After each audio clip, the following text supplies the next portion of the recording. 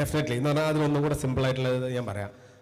പണ്ടൊക്കെ ഇപ്പോൾ സിറാജ് കാക്കും മുജിക്കാക്കൊക്കെ ഓർമ്മ ഉണ്ടാവും, പ്രകാശ് ചേട്ടനൊക്കെ ഓർമ്മ ഉണ്ടാവും. പർച്ചേസ് ഞങ്ങൾ പ്ലാൻ ചെയ്യാന്ന് പറഞ്ഞു കഴിഞ്ഞാൽ ഓണത്തിൻ്റെ മുന്നൊരു പർച്ചേസ്, പെരുന്നാളിൻ്റെ മുന്നൊരു പർച്ചേസ്, അത് 2 പെരുന്നാളിൻ്റെ മുന്നോരോ പർച്ചേസ് കഴിഞ്ഞു. ഇത് ഫിക്സ്ഡ് ആണ്. ഇന്ന് അങ്ങനെയല്ല. ഇന്ന് 365 ഡേയ്സ്, എക്സാജറേഷൻ അല്ല പറയണേ, 365 ദിവസവും പർച്ചേസ് ആക്ച്വലി നടക്കുന്നുണ്ട്. അതിൽ അധിക ദിവസവും നമ്മളോ നമ്മുടെ ടീമോ മാർക്കറ്റിൽ ഫിസിക്കലി പോയിട്ട് ചെയ്യുന്നുണ്ട്. അല്ലാന്നുണ്ടെങ്കിൽ ഡിജിറ്റലി നമ്മൾ പർച്ചേസ് നടക്കുന്നുണ്ട്.